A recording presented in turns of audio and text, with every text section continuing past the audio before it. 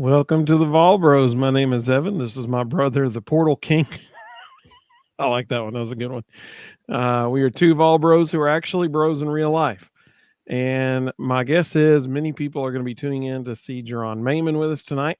And we were super excited to have him with us, but he texted Rustin about 5:30 this evening and had an unforeseen, unavoidable scheduling conflict come up last minute on him. So we are currently working with Jerron trying to figure out when he'll be able to join us. We're hoping next Thursday, which will be after the George Mason game. And so that's our hope. But we are still here to talk about what happened last night on Wednesday night in the Dean Dome. I've seen many people, so I'll just go ahead and give a spoiler here on my opinion of it. I've seen many people say that it was, even Rick Barnes said it was the worst half of basketball that Tennessee, the first half, has played since he's been there. And I can't say I agree with him. I would say defensively, yes, it was the worst half of basketball since Rick Barnes has been there. Offensively, they scored 39 points in the first half. Like, that's not bad. They were on pace almost to hit 80 in the first half. And then they came out and scored 53 in the second half. So my initial reaction is first half was absolutely horrible. Defensively, offensively, it wasn't that bad. But kudos to the Vols that they're down by 24 and they come back and make it a 7-point game. I mean, that was incredibly impressive. What were your thoughts, Rustin? I love what Rick Barnes said after the game. He said he was going to make them watch the entire first half and make the players tell the coaches what they were trying to do. Because he said they did not follow the scouting report at all. And that was what he was most upset about, was the scouting report. According to Coach Barnes, the scouting report was actually solid, and it's what they tried to do in the second half. But he said they just completely ignored it in the first half. And so he was going to make them all sit down, watch every play of the first half, and tell the coaches exactly what they were supposed to be doing. So great learning opportunity. I think the thing that stood out to me the most was, Santi did not have a good night, and they benched him in the second half because of it. Rick Barnes said after the game that essentially apathy will never be tolerated. That's a little concerning. And Wes Rucker actually said something today that I think was actually fairly profound. Santi, back in the summer and early fall, everybody was raving about what he looked like in workouts and how hard he was going. And even when the season started, he looked great. And then, a few weeks ago, he went home to Uruguay for a little while, and they said he was dealing with a personal matter at home. And since he has come back from that, he hasn't looked the same. And, Wes Rucker's comment was, who knows what it was that he was dealing with, but he was like, he hasn't looked the same. And, he's looked almost lethargic at times. And his comment was, you just don't ever know what people are carrying. And he kind of wonders if there's something going on with Santi's family that he's struggling with, and that's transcending into everything else. And I think his play definitely speaks to that. He has not looked the same since he left town. He's had a few hot spurts, but other than just a couple, he hasn't looked like the same player. I think the other thing is this team can't have injuries. Tobe Awaka never stepped on the floor last night, and we needed him badly. We needed somebody who could go in there. Kudos to Cade Phillips. Cade gave us some good minutes. I thought he played extremely well against our Baycott. Poor JP Estrella did not. Yeah, there is a big difference between Adu and Phillips. Like it's a significant drop off.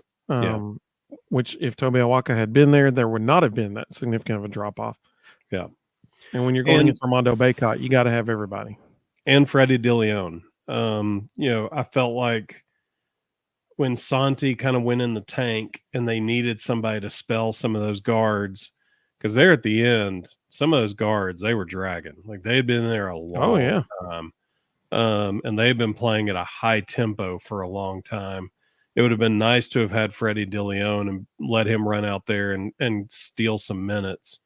So we really can't afford injuries. I did think it was interesting. We talked about, or maybe it's just you and I talked about, but they were going to have to find, what do they do when they need a basket? Like what is their go-to going to be when they need a basket? I think we all know what it is now. Yeah, for sure. It's going to be Dalton Knecht at the top of the key with a high ball screen and just go make something happen, big boy. Letting him bring the ball up the court too. Yeah. That was interesting. I thought the thing that was most impressive, like I knew Dalton Knecht was a slasher. I knew he could get to the basket. I knew he had a good shot. I didn't realize how good of a passer he was. And there in the second half, when he really started distributing and all of Carolina's defense started shrinking down, he did a fantastic job getting shooters the ball in spots and getting them wide open looks because they had to collapse to stop him from scoring. Yeah. I think we stumbled onto something last night that is going to be a huge positive the rest of the season. Jordan Gainey's a really good shooter when he can just stand still and shoot. So when he and Santi and Zakai can just stand there and spot up and Dalton can distribute, they can get a lot done. Yeah, for sure. Carl said, it's all good, guys. They're only beginning to learn to play as a team. He said, Sonny has always been kind of hot and cold.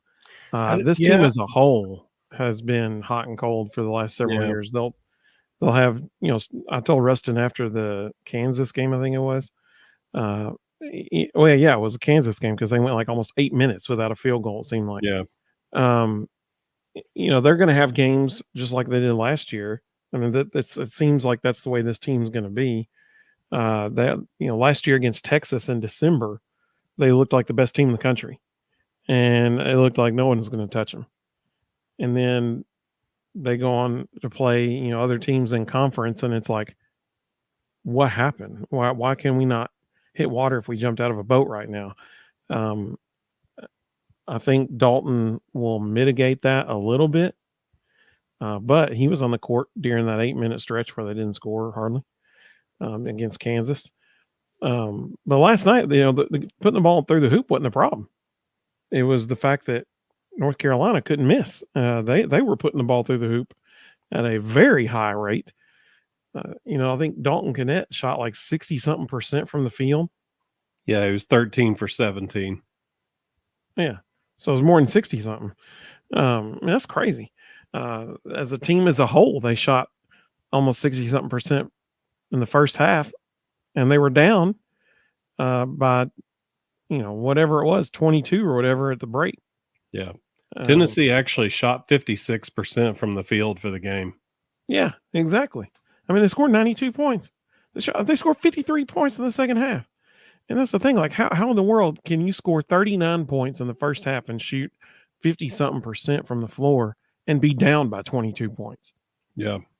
I mean, it was offense wasn't the issue last night. It was most certainly specifically transition defense. And kudos to North Carolina. They were passing the ball around the key and passing it inside, kicking it back out for wide open shots, and kudos to them. They were knocking them down. We stayed in a man-to-man to try to eliminate it, and they still were hitting them. So, they did a really good job taking care of the ball. They didn't really make many mistakes. They shot 58% in the first half. Yeah. I mean, they couldn't miss for a while. Let's see. Carl said, remember the kid, I think, from Purdue and Maui scored 2 points. Then next against us scored 27. Mm-hmm. But that's Fletch Lawyer for you. Like he does that. He's a streak shooter. When he gets hot, he gets real hot. Well, for those of you who just joined us, because we had several people just hop on with us. If you were just now joining us, Jerron Mayman was going to join us this evening, but he earlier this evening, late afternoon, he all of a sudden got an unforeseen scheduling conflict that he had to leave to go do. And so he is going to hopefully join us next Thursday. That's our hope, but we're still trying to work it out with him. So it's just us for tonight, but we're going to talk a little bit more about the basketball team, and then we would be absolutely remiss if we did not talk about the transfer portal, especially since we have the Portal King on here with us tonight. So other thoughts about the game yesterday. Obviously, the major concern coming out of the game was Dalton Knecht's health. If you saw everything always looks worse in slow motion, and I really wish I hadn't watched it in slow motion. That ankle, dude, your ankle ain't supposed to turn that way. Like, that was not normal, and he was clearly in a lot of pain. Clearly. Mm-hmm. The good news is late last night, like almost 11 o'clock, maybe after 11, Wes Rucker tweeted out, he said, I'm not a doctor. But yeah, well, the only thing you see said they baited us with the promise of Jerron. Jerron will be with us. He will. He felt horrible. He called me and he was like, "I'm so sorry. My schedule just got changed." And he's actually not even in town. He had to leave town last minute, completely unexpected. So we're talking right now. We're going to find a time within the next week.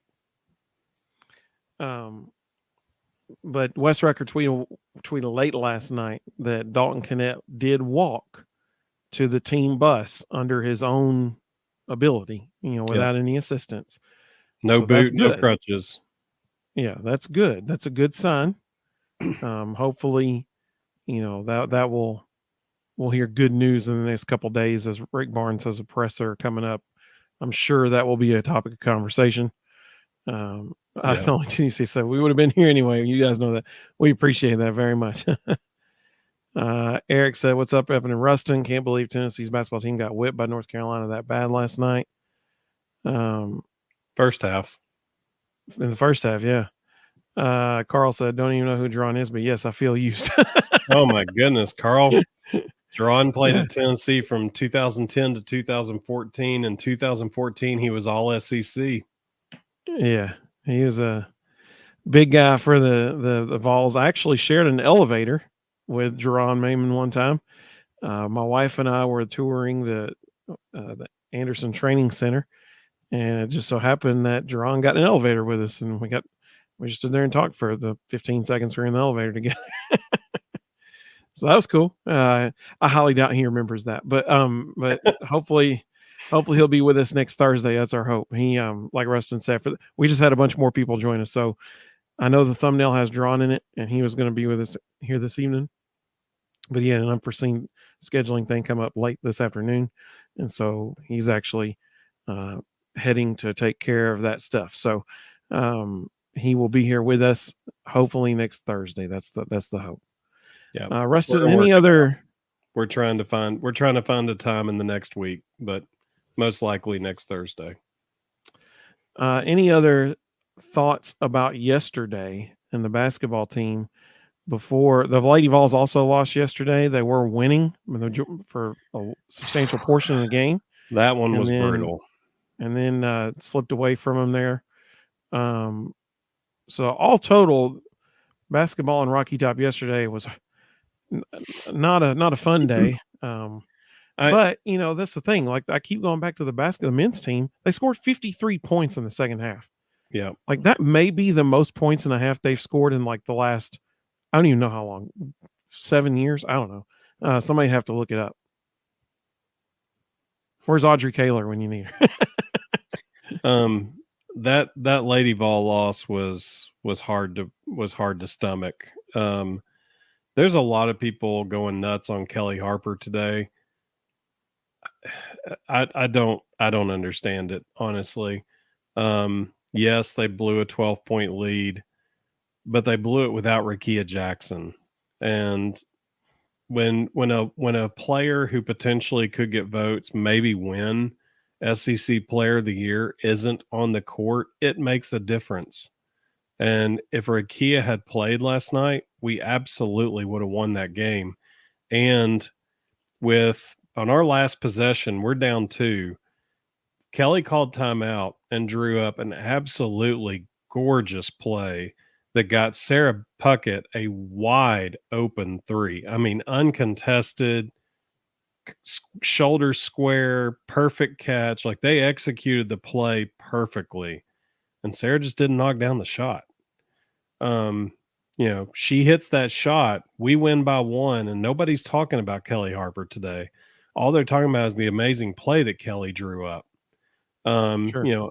Unfortunately, she didn't hit the shot, and unfortunately, Rakia's still injured. So, the Lady Vols schedule has been almost as difficult as the men's schedule, which kudos to both coaching staffs that they went out and said, we don't care who it is, we'll play anybody anywhere, and scheduled 2 of the toughest schedules ever. And, the Lady Vols are out there fighting. They're 4-3. Their 3 losses are all to extremely good top 25 teams, and most of them are without Rakia Jackson. So, Yeah, and that's a good point. Same thing for the men's team. I mean, their losses are to literally the number 1, 2, and 17 team ranked teams in the country. Did you see the Ken Palm rankings that came out today? He ranked strength of schedule for every school nationally. Tennessee is the number 1 toughest schedule in America of any Power 5 opponent or Power 5 school. And second is a distant second. Like, nobody in Power 5 basketball is playing a schedule remotely as hard as Tennessee's. Carl makes a fantastic point. He said, folks are crazy. We all want to win a natty, but so does every Division I team. Absolutely. That's a fantastic point. Fantastic point. Well, it is about to be officially the transfer portal season.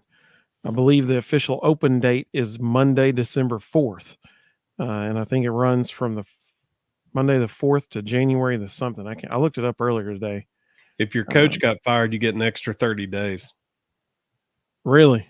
Mm-hmm. I didn't know that.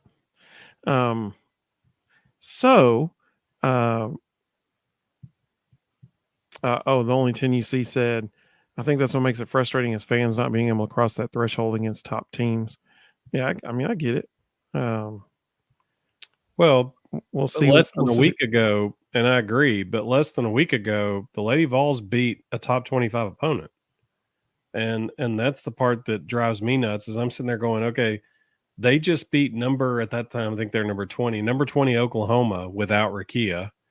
Yeah. And they led a really, really good Notre Dame team for most of the game without Rakia and drew up a gorgeous play to get a winning shot at the end. And it just didn't fall.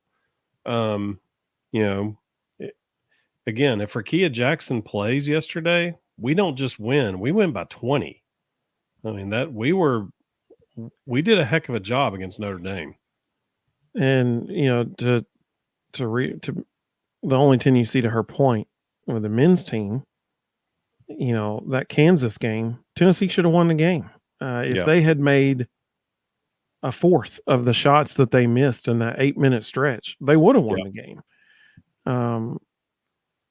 It's just that, and I would say it was just Kansas playing really good defense, but it wasn't. Tennessee was just missing wide open shots, so they should have done it. They should have made something, and they would have won the game. So I get that what she's saying. I mean, it's very frustrating. It's like all of a sudden it's like Jekyll and Hyde.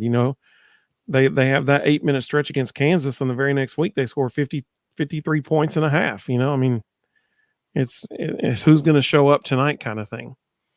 I do think a lot of it though is, I mean, I know with the Lady Vols, it's trying to figure out what do we run when Rakia is not in here, like who becomes the go-to. I think one thing they badly missed on last night was Jillian Hollingshed hardly ever got touches. I personally watched almost every game of Jillian Hollingshed's high school career. She needs touches. Like that girl, she's got incredible range. I watched her hit 6 threes in a high school game as the starting center.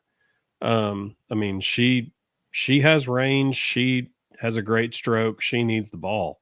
And she was a glorified screener yesterday. Like they weren't running anything for her. And that's got to change. Carl is exactly right. Shooting is very contagious. That is a fantastic point. When you start seeing the ball go through the net, all of a sudden everybody starts seeing the ball go through the net. Absolutely. Absolutely. Well, so we got this thing called the transfer portal. It's going on. And Max Johnson from Texas A&M entered the transfer portal. The only Tennessee said, not knocking our team. I'm grateful. I just recognize potential and it hurts not to reach it. 100%. Absolutely. We didn't. Totally. I wasn't saying you were. I agree totally completely. Agree. Max Johnson from Texas A&M entered the transfer portal and the next day committed to North Carolina. So clearly I'm sure there was no tampering there at all. Yeah, I'm sure that was totally, no prior contact to that. He just was like, I think I'll commit to North Carolina today. Although Arch Manning was pictured walking around Mississippi State's campus with Jeff Lebby, and he's not in the portal. And Justin Joly tweeted a picture of him and Josh Heupel before he was in the portal. So apparently tampering's not even a thing anymore. Yeah. Well, and what's the dude from MTSU? Marley something. The so kid if you go on, yeah. So if you go on his Twitter timeline, it looks like he's a high school senior again. He's tweeting out every single team who has contacted him and offered him a scholarship. You just scroll through the timeline and it's like all these, thanks to the University of Louisville for offering me a scholarship. Thanks to the University of Florida for offering me a scholarship. Thanks to it's like all these people. All these people. Yeah. So the one that we know of for sure, according to On3 Sports, for the Tennessee Volunteers is Warren Burrell. Warren is intending to enter. He isn't officially in it yet, because for him he can't enter it until Monday, and so he is reportedly planning on entering the transfer portal on Monday, which is really weird, quite frankly, because he could have gone through senior day if he wanted to, and he didn't. There was seemingly no indication that to the fan base, at least, that he was going to enter the portal. Now, Rustin brought up a really good point. He texted me and he said, I wonder what that means for Gabe Jeudy-Lally. Gabe Jeudy-Lally went through senior day activities, and now without Warren, without Gabe Jeudy-Lally, Danico Slaughter's coming back, but does that mean Jeudy-Lally returns? I sure hope so, but I guess we're about to find out. It means somebody. It means somebody's coming. There's 3 types of shirts. There's a red shirt where you sit out a year. There's a gray shirt where you sit out a year without scholarship, and there's a get shirt. And a get shirt is when a coach tells you, I love you, but you got to go. We got to free up spot for this other person. So I think Warren Burrell probably got the get shirt. I think there's somebody, either Gabe Jeudy-Lally is returning, or there's somebody else in the portal that they want that they already know is coming, and they got to free up a scholarship. What's been absolutely fascinating to me is typically, you would think that the people in the transfer portal would be players who would be dissatisfied with the amount of playing time they were getting at their previous school. That is not the case at all right now. No. There are some studs in the portal as of today. ETN from Florida, their running back, is going into the portal. But sounds like we know where he's going. Sounds like Clemson, to follow in his brother's footsteps. I'm sure there was no tampering there either. Oh, definitely not. Yeah, definitely not. Then Juice Wells from South Carolina. That's the one I want. Yes, that's the one I want. Dude's a legit stud receiver. He might be the best wide receiver in the entire country returning. I mean, first team All SEC, and he's in the portal. Trying to think who else. The quarterback from Kansas State is entered the transfer portal. Late this evening, it was announced that what's his name, Dorian something Green, Dorian from UCLA, the quarterback UCLA. No, Dante Moore. Dante Moore. There we go. Who's Mhm. Dorian? Who am I thinking of? I don't know. That's the former quarterback at UCLA. Oh, there we go. So that guy, he is planning on apparently on entering the transfer portal, which that one I can understand a little bit because he was in a quarterback battle with the other kid over there, and the other kid essentially wanted out, and so he's going to the portal. Oh, Carl made a good point. Riley Leonard at Duke is entering the transfer portal. We know where he's going. Where do you think? That's already a done deal. He's the next Sam Hartman. He's going to Notre Dame. Notre Dame's boosters are out there actively building that roster. Hey, Eric read my mind. Thank you, Eric. I appreciate that. The only thing you say said, I think Juice knows where he's going. I agree. I hope so, and I hope it's Rocky Top. Yeah, I mean, I hope, but I hope we've already put together a really good package, and he is on his way. So, you know, I hope that's the case. It would not shock me if he's the next Jermaine Burton and end up in Alabama. Yeah. But I hope it's Tennessee. Eric said we need Juice. Well, we do, no doubt. The one that stunned me, and it's, you want to talk about Big Ten fallout. Washington State getting left out of the Big Ten and staying in the Pac-12 that no longer exists. Cam Ward, one of the top quarterbacks in America, entered yesterday, and then Josh Kelly. Did you see that motion graphic that showed up? It's horrible. I hate it. If I move my hands, no, it's awful. It's terrible if you're on Zoom. If you move your hands a certain way, balloons pop up all over the place. It's so distracting. Well, now I got to try to figure out how to make balloons show up. But more importantly than Cam Ward, Josh Kelly entered the portal today. That's Washington State's #1 wide receiver who got votes for All-American. I mean, what the heck? DJ, I can't say his last name. Uyunglele. Yep. I mean, that I've totally butchered it probably, but DJ, he used to play at Clemson. Now he transferred to Oregon State. Had a tremendous year this year at Oregon State. He's hitting the portal because Oregon State and Washington, and that makes sense that Washington State, Oregon State's players are leaving because they're going to have nothing next year. Right. I mean, their whole schedule, they're trying to remake their whole schedule now because all of their teams in their conference have left. It's just, and their coach just bolted, and their coach just took Michigan State job. So did you see the running back today at Oregon State? His comments. Mm-mm. He called out Justin Smith and said he lied to me. A month ago, he told me he was staying. Called him out publicly. That's what you want. Eric said Warren Burrell wasn't much of a player anyway. I let him go on. Eric also said, I agreed. Need Ricky Gibson and Christian Conner to get playing time for sure. They're both good DBs. Yeah, Ricky Gibson, and when he got in the game, he showed a lot of promise. Carl made a good point. The Connecticut tight end. We need him. I think that's a done deal.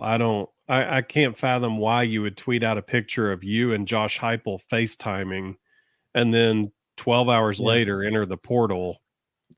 I mean, that if we don't get that kid, there's something wrong. Hey, here's the benefit of that little motion graphic thing. The only thing you see said it made her hit the like button. I like that. Look at it. Hang on. Okay, people that are watching this are like, why is he just putting a hand? It's only for special people. You got to be able to do it right. Yeah, apparently. What the? Okay, this has descended into like chaos now.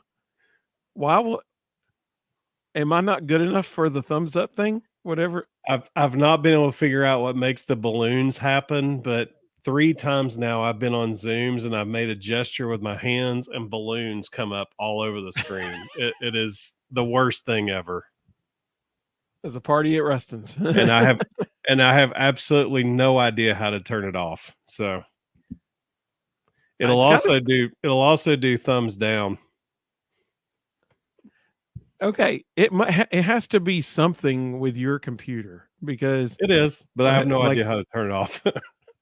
because it's not doing that for me. It's not doing that. All right, so back to the show. Let's see. The only 10 you see said, "Why is he transferring again?" If you're referring to DJ Uiagalelei, it's because the head coach quit and went to Michigan State. And because Oregon State won't have a conference next year. Oregon State and Washington State are the only two schools from the Pac-12 that none of the other power conferences wanted. Keep hope alive.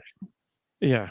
Well, what was really essentially just a spit in their face, really, to Washington State and Oregon State was the ACC requested SMU before they went and got Oregon State and Washington State. Like, that was just a slap in the face to those two schools. If you can have the history of the Pony Express in your conference, why wouldn't you? Yeah. I mean, that was shocking to me. That was shocking. Let's see. I am living for the portal. Like, I get no work done during the day because I'm just sitting on Twitter watching to see who's next. It is unbelievable. Well, I mean, if here's the thing, with ETN, Juice Wells, the quarterback from Kansas State, DJ Uiagalelei, Washington State's quarterback, Washington State's wide receiver, Riley Leonard, what's his face? Will Rogers from Mississippi State. He's technically still in the portal. Yep. Apparently Arch Manning might be in the portal.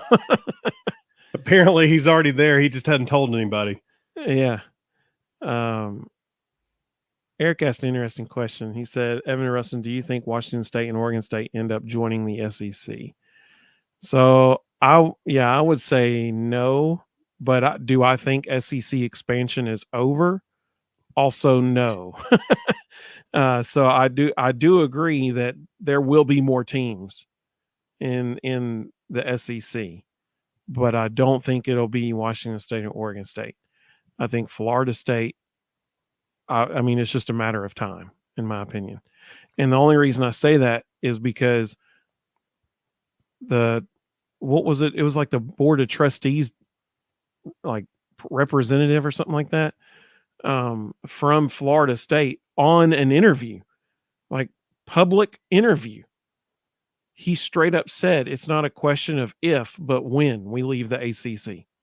They tried to leave this past year, and their contractual obligation just became too much of a hindrance. But everything, people who are in the know, people who are behind the scenes, all keep saying the ACC is on borrowed time. So at some point they're just going to crash and burn and fall apart. And, it's going to be interesting to see where some of them go. Like the SEC will take some of them. The Big Ten will take some of them. The Big 12 will take some. But just like the Pac-12, there's a few of them that nobody's going to want. And they're going to have to end up in the AAC or something like that. And they're going to go from a Power 5 to a Group of 5 because they just aren't going to have a better option. The SMUs of the world will, and from leaving the ACC, will no longer be. So right now it's going to be the Power 4, the Big 12, the Big 10, the SEC, and the ACC, and it's probably soon going to be the Big 3, the Power 3. Yeah. And weirdly, like if a year ago I had said, who are the Power 3? I think we probably all would have said SEC, Big 10, and ACC.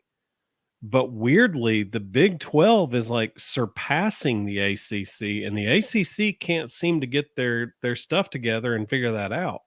It's pretty wild. I was going to say something. I was reading the comments and I lost my train of thought. Oh well. Oh, I remember. It'll be interesting to see if any of the ACC schools form essentially what the Big East did a while back when the Big East folded and they kept it just for basketball. Yeah. It'll be interesting to see if some of them do that just for basketball purposes. Carl said the only thing you see is our site manager, and she said they don't pay me enough, Carl. I love it. That's great. Let's see. I like Doug, hey, there's our college football pick'em challenge winner right there. Douglas Graham. He stormed back the last 2 or 3 weeks and just shot up the leaderboard, finished with a 9-1 week at the week 13 and ended up winning by 1 game. And so Doug has a $50 Alumni Hall gift card on the way to him. We ordered it. It was either last night or not before last, Doug. I can't remember. I sent him an email about it. So it is on his way to him. He is the big winner. What did his win-loss end up being? He was, I tell you what, I will pull it up right now. Oh, and also I wanted to, hey, that's a good little segue. So if, our website is thevolbros.com. Well, now if you just type in volbros.com, you also end up at our website. So moving on up, it's fancy stuff now. But if you click on contest, the final results, 93 and 37. All right, so Doug, if you'll shoot me a email, we need to talk about a DraftKings account. I need to make sure I have a college fund for my kids, and you're going to help supply that. Holy cow. Not too shabby. He was 56 games over 500. That's crazy. I mean, that it was really impressive because, he was a little above probably the middle of the crowd the majority of the season. And then especially the last 3 weeks, but the last few weeks, he just shot up the leaderboard and then, closed it out with a 9-1 week, which took him 1 game ahead of Sue and Jeff. Sue is on the third line there. She was leading or near the top of the Carl was leading for like the first whole half of the season, and then Sue caught up with Carl and she was leading for a little bit. I led for like 1 week and that was it. And then Sue was, and the last 3 to 4 weeks, Sue was right up there at the top of the leaderboard. And then Doug passed her up on that one week, last week there. Very impressive. Very impressive. The only 10 you see said, some way Doug cheated, but I can't figure out. Carl said, you cheated, Doug, but I'm cool with it. And Doug said, thanks for the compliments. Well, let's answer Doug's question. Yeah. He said, what is our top priority in the portal? Oh, hang on. Carl had a good one. Hang on. He said, Vols by Phidias, Tennessee basketball. I started on fire, but ended in the middle of the pack. That's funny. So, Rustin, what do you think is Tennessee football's top priority in the transfer portal? So we know Keenan Peely's coming back, so linebacker is not an issue anymore. I think they might sign a safety. That's, we've got potentially some depth issues there. We've got a lot of unproven there. So I think a safety probably makes a lot of sense. Interior defensive line, we don't need any edges for sure. No defensive ends. We got tons of those for days. But interior defensive line, you can never have enough of those guys. And, because we don't know what kind of draft analysis are 5 guys that are potentially going pro, we don't know what kind of draft ratings they're going to get yet. So I don't think they're going to miss out on the portal option. So I think at least one interior defensive lineman. I think they might get a quarterback. It's going to be hard to convince somebody to come be a backup. Exactly. But I think down the road, maybe even in the second portal session, that might be an opportunity to get a quarterback. If they go through spring practice and somebody loses a job and, they aren't sure what their future holds, it's an opportunity for Josh Heupel to say, hey, you can come here. You're one play away. Never know what'll happen. So they might get somebody in the second portal time slot at quarterback. I think we need at least 2 offensive linemen. The hard part about that is everybody else in the country is going, we need at least 1 or 2 offensive linemen, and there just aren't many good ones in the portal. So, everybody's fighting for the same couple of guys. Running back will be interesting. We'll find out how much confidence they have in Cam Seldon and Khalifa Keith and Deshaun Bishop. If we bring in somebody there. And then somebody mentioned tight ends. Justin Joly is definitely a priority. And I'll tell you, if we get Justin Joly and put him with Ethan Davis, I like how we look at tight end. That's some good options. So my answer to Doug's question, numero uno, no doubt about it, it's offensive linemen. We got to have offensive linemen because, as we've seen, depth is always an issue at offensive line, especially in the SEC. The dudes are all the time. It's a fist fight in a phone booth every play, and so you got to have more offensive linemen. You can never have too many offensive linemen. As we saw this year, at some point this season, all 5 positions, all 5 positions were injured at some point in the season. So you got to have as many. During the Vandy game, all 5 at the same time. Yeah, there was a couple of plays we had 5 backups on the field. Absolutely. So, you got to have more offensive linemen. I do think if Gabe Jeudy-Lally really is leaving, then all of a sudden maybe we need a corner because that's now, and that could be really interesting. But I do think Rustin, one of the other positions he mentioned, would be my number 2 spot, and that's quarterback. They got to have another one because with Gaston Moore going through senior day festivities, clearly Gaston wants to go play. Like he's like, I know I'm not going to see the field here, and he knows he's good enough that he can play somewhere. And so, because he is good enough to play somewhere. So with him leaving, that leaves our quarterback room with Nico,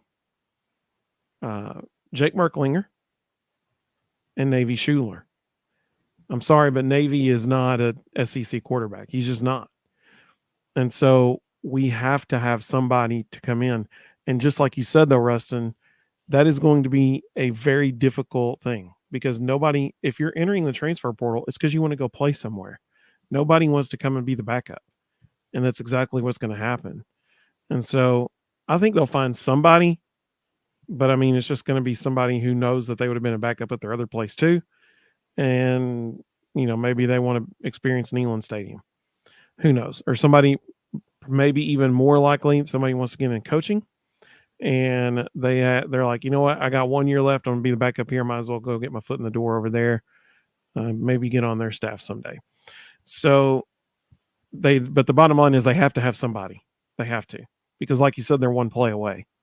You don't want Jake Merklinger coming in and being the guy if, Lord forbid something were to happen to Nico. Carl's answer was O-lineman. Absolutely. The only thing you see said offensive line and tight ends have to be top priority, right? Absolutely. Eric said he can see Florida State and Clemson joining the SEC someday. Definitely. Those 2 would be the 2 they probably go after. Don't discount Duke and North Carolina. Well, sure, yeah. It's all about TV ratings and money, and those are markets that have a pretty big draw. Doug said, do you think we retain all of the coaches or will we make any changes? Great question. I don't think we'll know until mid-January. I don't think we make any changes at all. I think other than Willie Martinez, I think Willie Martinez retires. He's the only one whose contract is up for negotiation. Everybody else is still under contract. So Yeah. If we make any changes, it means we're firing people, and I don't think Josh Heupel's upset with anybody. Yeah, I agree. Willie Martinez is the only one whose contract runs out, and he's most likely going to retire. I will say this, and I hope it plays out. They brought in a defensive analyst from the New Orleans Saints to be like the secondary analyst. I really hope they don't promote internally and give him the job, because as of 3 days ago, Corey Raymond is available. Florida used him as the scapegoat and fired him to save a couple other coaches' jobs. And I'm going to tell you right now, Corey Raymond is an amazing defensive backs coach, and he's a phenomenal recruiter with deep ties in Louisiana and Florida. He's been the DB coach at LSU when they won national championships. Corey Raymond is a heck of a coach, and he's out there and he's available. So, if Willie Martinez is retiring, I say get the money ready and go get Corey Raymond. Eric said he thinks Willie is gone. I mean, I don't know. There's no way of knowing. I don't think they'll fire him, but I think what Rustin said could happen. He might just retire since his contract's up. The only Tennessee said find all the offensive linemen in JUCO junior college ranks if you have to. Yeah, I mean, find somebody. They got to have somebody. 2 or 3 or 4. I mean, please just come on down. I think if any of you didn't hear it or weren't listening, I would strongly encourage you go listen to all 3 hours on the podcast. The Eric Ainge show this morning was must-see radio, must-hear radio. Brian Rice was out for something, and Heath Schuler sat in Brian Rice's spot. And Eric Ainge and Heath Schuler spent 3 hours just talking ball, and it was amazing. They talked all things Tennessee football. They discussed all the coaches in depth, which Heath Schuler has a unique perspective because he's not just a former Vol who's around the program. He has a son on the sideline in the room. And he had some just unbelievable perspective and stories on things that happen inside that building. But then at one point they got into just X's and O's. And Heath Schuler talked about playing under David Cutcliffe and John Gruden and Norv Turner and the things he learned from those guys. And this is the part that's going to surprise people.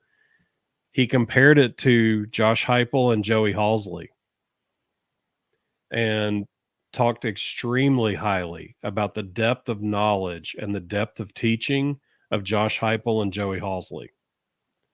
And at one point, he kind of insinuated that Josh Heupel and John Gruden were very comparable in his mind in football knowledge.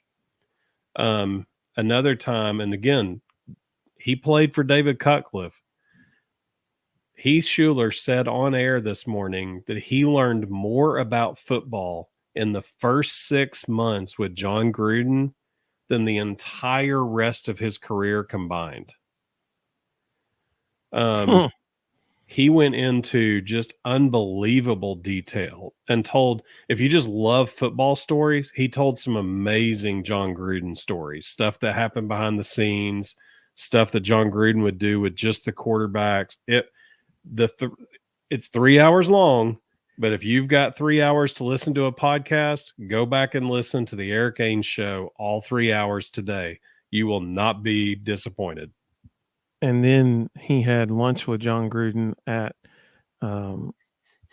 Copper Cellar, and and now there's rumors circulating.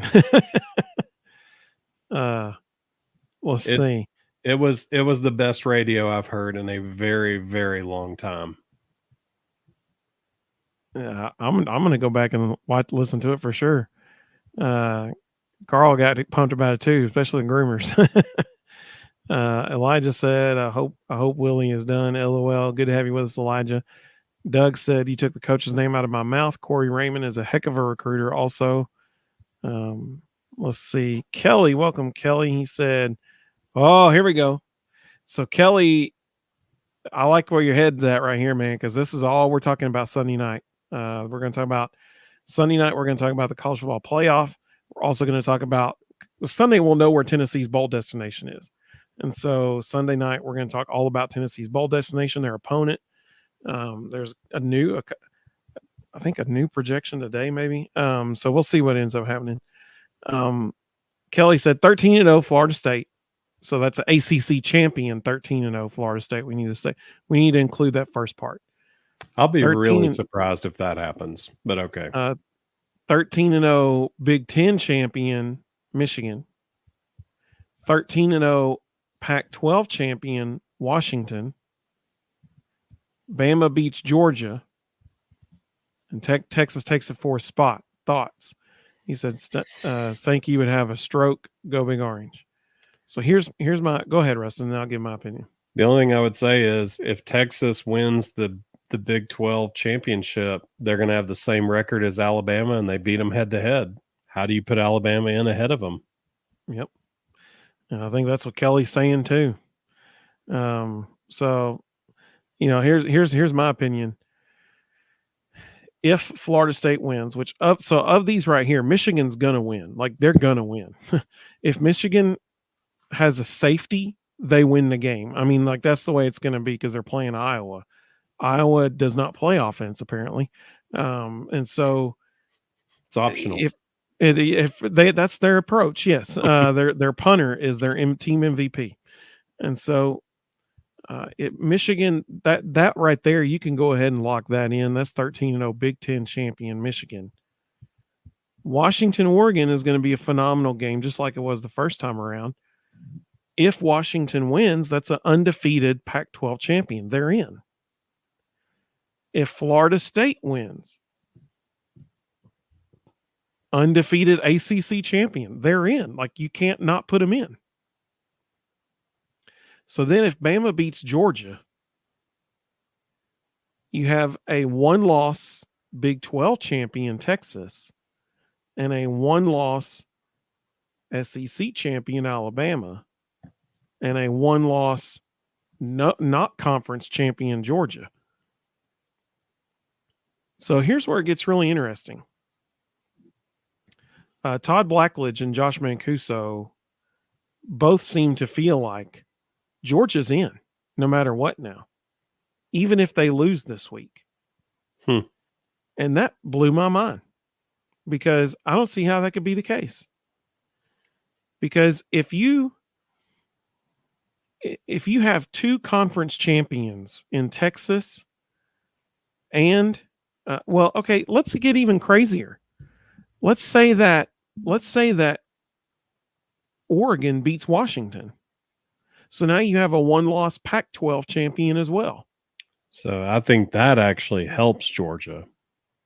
I think the committee could make a rationale that Georgia is a better team than Oregon. They have the same record. There's no head-to-head. Georgia has the higher strength of schedule. They've got the win streak, all that stuff. I think that actually could help Georgia. So we do know that one thing that what year did it start? 2014? Is that when the playoffs started? Something like that? Sounds right. So whatever year it was that the playoffs started, one thing that the committee said that year is going to be a very prominently weighted criteria was conference championships. They like that criteria. They think that that's a good,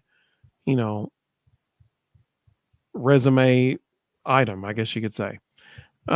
So if you got conference champions and then you've got a one-loss Texas Big 12 champion, a one-loss Bama SEC champion, and a Georgia not conference champion, I mean, it's hard to not put Texas in above Bama because they have them beat head-to-head.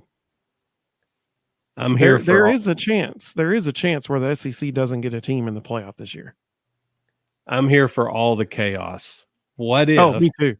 What if Louisville beats Florida State which Okay, probably will happen. so they're 13-1. They're out. Michigan lays an egg and Iowa beats them. They're No way. 13-1. No They're way. 13-1. Oregon beats Washington. Now they're both 12-1. Bama beats Georgia. Now they're both 12-1. And Texas loses.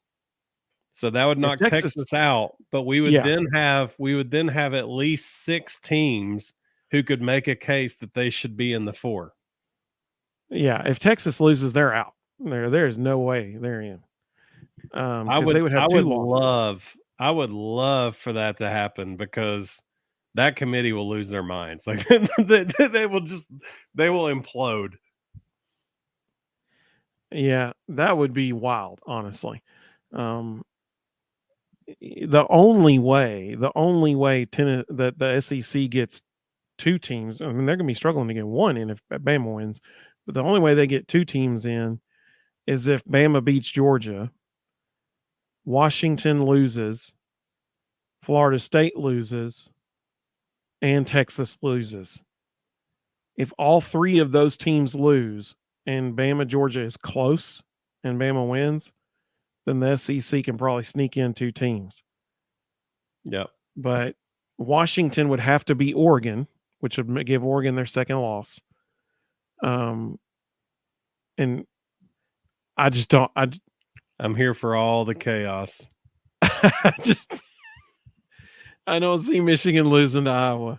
With the insanity that's happened the last 2 days in the transfer portal, combined with all the undefeateds lose this weekend, it'd just be the greatest week ever.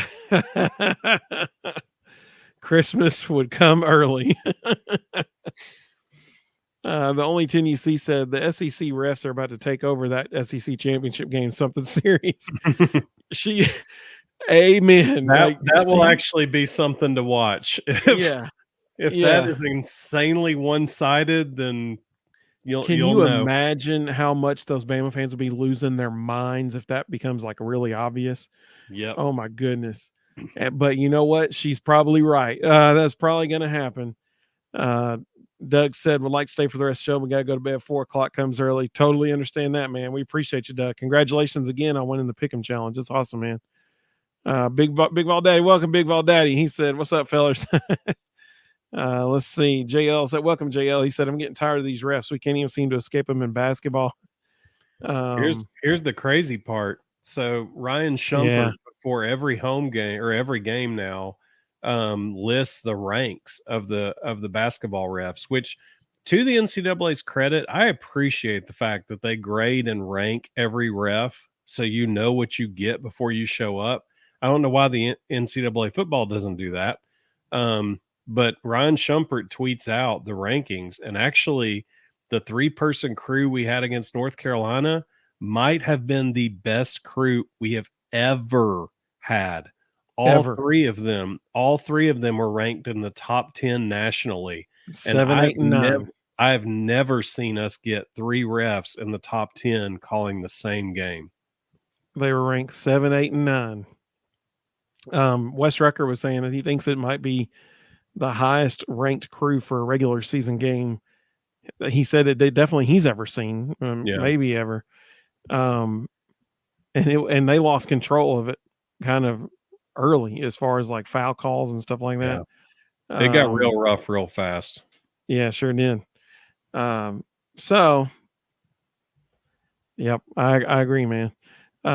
Big Val Daddy said, been in the hospital, so I missed a few shows. I'm back for now. I hope you're doing okay, Big Val Daddy. I hope you're doing okay, man. Only Tennessee said basketball refs take over the game with ticky-tack fouls and kill the flow of the game. Drives me nuts. Yeah. That's the bad thing about especially Tennessee's games. We're so physical, and the refs try to let them free flow and play, and then it gets too physical. Then all of a sudden they have to try to regain control, so they start calling every little touch. And you're like, wait, for the last 5 minutes, you let everybody commit murder. Now all of a sudden a hand check's a foul. That's the bad thing about basketball. Yep. Big Vol Daddy said, if Georgia beats Alabama and Oregon beats Washington, it would be Bama, Georgia, Oregon, and Michigan would be the other. I was not going to be Michigan. I'm here for it. I I'm gonna agree. It call would be I'm gonna fascinating. call it right now. 9-7. And it Iowa couldn't pulls it happen 9-7. off. Yeah, they could do that. Because Iowa ain't gonna score a touchdown, so it's gotta be 3 field goals. Yeah, that's a good point. That's a good point. What would be even more funny was if it was like 11-10 and they had 3 field goals and a safety. Ooh, or even better, 5-3. There you go. 5-3 would be the ultimate Big Ten championship score. Yeah. That would actually be really hilarious. Carl said they hate us because Barnes plays physical smothering defense. Yeah. JL, this might be the only time I say this all year, so you might want to record it. In the ref's defense, it has to be really, really hard to call Tennessee basketball because even Grant Williams, he joked about they would see how much they could get away with. Like, it was part of what we teach. We teach our players, go push the envelope and see what they'll let go. And if they let it go, just keep doing it. So, it's got to be hard to call our games because we're going to push every little thing. Apparently JL's hoping for a meteor strike. He said, I don't care what happens as long as Bama and Georgia both lose. Statistically, that's been difficult for both teams to lose the game, but I guess there's a first time for everything. I'll tell you what that would be. If Bama beats Georgia, then the 3 undefeated teams in Texas win, then Bama and Georgia both lose.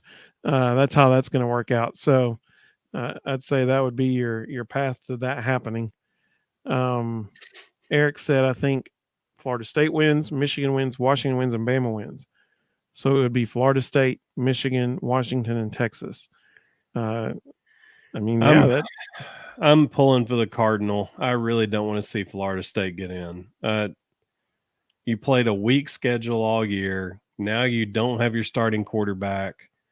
They barely got by a beat up Florida with their backup quarterback. They're just not one of the top 4 teams in America, and you can't convince me otherwise. And if the playoffs are supposed to be the 4 best teams in the country, then put in the 4 best teams in the country. Yeah. Absolutely. Hey, thank you so much, Ellington. You see, that's awesome. She said, I almost forgot to show some love. I appreciate that very, very much. You were very kind. I appreciate that. That is awesome. When I mentioned the meteor strike, only Tennessee said she got to head to bed. Hopefully see you guys Sunday. Absolutely. Yes. Sunday night at 9:00. Sunday night, 9:00. We're going to talk all about Tennessee's bowl game. We're going to talk all about the college football playoff because we'll know all that stuff then for sure. That's the thing. All the bowl games will be set. So that'll be a fun show actually. So we hope to see you then. Absolutely. Hope you have a great evening. Let's see. So when I mentioned the meteor strike, JL said big crack in the earth. Let's see. Big Valdaddy liked your Iowa score prediction. He said, does Iowa even know what the end zone looks or feels like? Probably not. Not recently. Yeah, they do not. I always go back to what Todd Blackley said because it cracked me up when he said it. He said that this season, when Iowa played Northwestern at Wrigley Field, and he said that the Chicago Cubs he and Josh Mancuso always do like a team of the week thing. So Todd's team of the week that week was the Chicago Cubs, even though there was a college football show. And he said because the Chicago Cubs had 6 games where they scored more runs in Wrigley Field than Northwestern and Iowa did. Mm-hmm. That cracked me up. That was pretty good. The only Tennessee says she likes your prediction. Miracles do happen. 5-3. It's going to happen. So let's see. Big Ball Daddy said, have either of you heard anything about Milton sitting the bowl game out? I've heard some rumors. I don't know if that's corroborated. he did get invited to the Senior Bowl, and we actually said this a week ago. The only thing that might keep him from playing is if he gets invited to the Senior Bowl and decides to do that instead. Did you see what Carl just said? Yes. Carl, thank you very much, Carl. He said neighbor's new credit card came in the mail. I couldn't even get to it. Well, tell your neighbors we really appreciate that very much, Carl. Please let them know. I still think, 9-4 is very different than 8-5, and I still think if Joe plays, it'll be one half him, one half Nico. I think the big question mark really is if we end up in the Gator Bowl against North Carolina, is Drake May sitting out? If Drake May sits out, then I think Joe probably does at that point and says, okay, yeah, I'll just play in the Senior Bowl, and it becomes the Nico show. But I think a lot of it will be dictated by who we play and who's playing. I think you're exactly. If they play North Carolina, Drake May ain't playing that game. Mm-hmm. He is not. I don't care who North Carolina plays. Drake May's not playing. It's just not worth it. Like, he knows right now he's going to be a top 5 NFL draft pick. He knows that. Yeah. It is not worth risking his career to miss out on a top 5 draft pick. Like, he's not playing. He is not playing. If it were the college football playoff, Drake could be playing, but it's not. It's going to be like the Tax Slayer Gator Bowl. I'm sorry, he's not playing. Yeah. And I'm not so sure that Joe would completely sit the game out. I think he'll probably dress, because the worst thing that would happen is, so Drake May sits out. Joe says, okay, I'm not going to play. Nico gets the start. Play 2, somebody rolls up on Nico's leg, and he's done for the game. We don't want to play a whole game with Gaston Moore. So, I think at that point, in an emergency, Joe goes out and plays. But I think a lot of it will be dictated by who we play and who they're playing. So I think that whatever happens, it is going to be Joe's decision. Yeah. If Joe wants to play, he's playing. Like, I think we all know Josh Heupel well enough by this point to know that if Joe wants to play, he's going to play. Like, that's just the way Josh operates. I think Joe wants to play actually in this game because he knows this is his last audition. I can't think of a better word. His last audition for the draft. But Drake May doesn't have to audition for Drake Right. May. He could go sleep at home right now and wake up and be a top 5 draft pick. Like, that's happening. Joe knows that this is his last audition. I'll be shocked if he doesn't play. Heath Schuler said this morning he believes Joe's going to get picked in at least the 3rd round, maybe higher. He doesn't think he has anything left to prove. He said the same thing we've been saying all along. NFL guys all look at the measurables. They're going to go, well, I can fix this or I can fix that. He said something really interesting. He said that, he thinks part of the problem is Joe actually fits a pro style system better, and that there's certain systems in the NFL that he's going to really thrive in. He said, he's not a West Coast guy. He doesn't need to go to any program that does that. And he alluded to his own personal experience and said, when the Redskins drafted me, I went to play for Norv Turner, and he was a pro style pocket guy. And he said the first thing he taught me was 1, 2, 3, throw it out of bounds. And he was like, but I run the ball. Like, I don't throw it out of bounds. I can go get 5 yards. I can go get 10 yards. No, 1, 2, 3, throw it out of bounds. And, if you're still holding the ball after the count of 3, throw it away. And he said, I struggled with that. And he said, destroyed my confidence, and I didn't think I could play anymore. And he said, then I got to go to the Raiders and was with John Gruden, and he ran the West Coast. And I was like, wait, I can actually run again? This is allowed?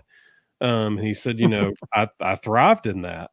And he said, so fit in the NFL, especially fit matters. And he said, if Joe gets drafted by the right team, we could see him do very, very well. Eric said Louisville got beat by Kentucky, Rustin. That's correct, but Kentucky had their starting quarterback playing. Yeah. Florida State will not have their starting quarterback playing. And honestly, right now, I'm not so sure Kentucky's not better than Florida State. I mean, Florida State's just not, without Jordan Travis, they're not the same team. Brennan said, y'all have a good night. Hey, good to see you, Brennan. I'm glad you joined us, buddy. Good to see you, man. Elijah said, Iowa 3, Michigan 2. Now, that would be a game for the ages right there. Highly probable.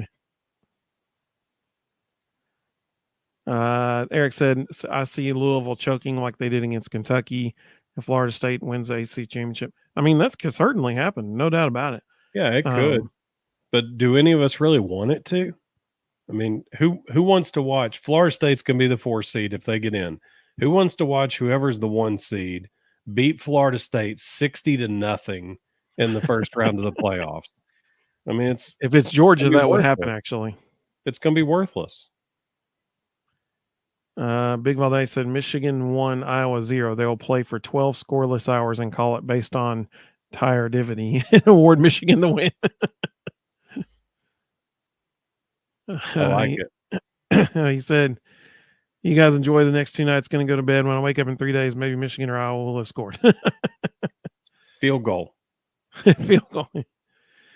Michigan, I mean, I hope that Iowa, hangs with them at least. Michigan's they're just going to obliterate them. Just obliterate them.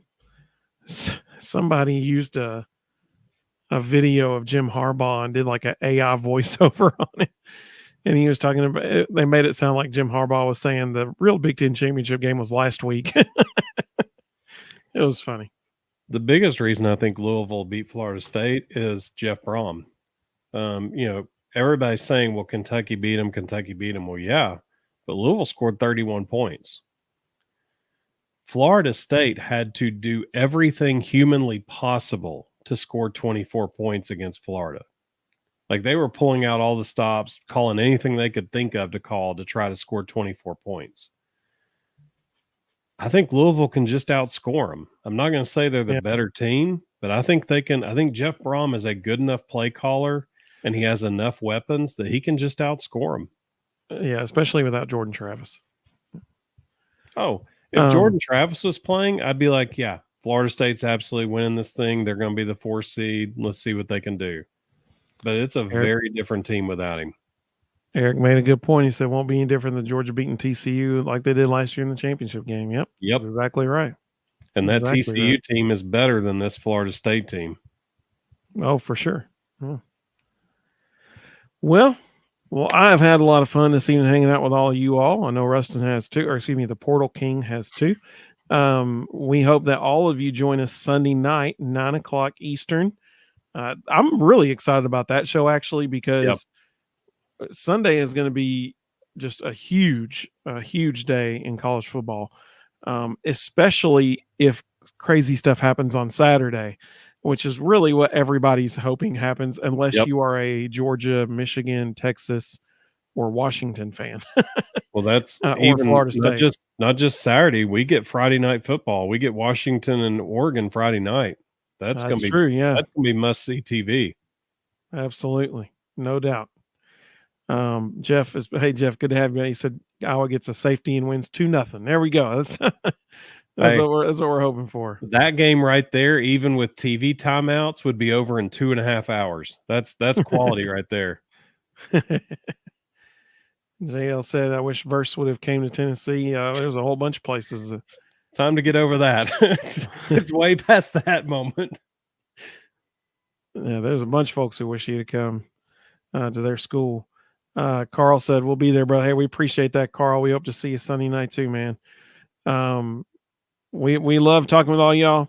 Go Vols, Sunday night, 9:00, Vol Bros. It'll be a fun time as we talk about all the football stuff coming up. So because of that, I know it's basketball season. But because of that, I'm going to end it with the football outro because Sunday is going to be all about football. So we'll see you guys then.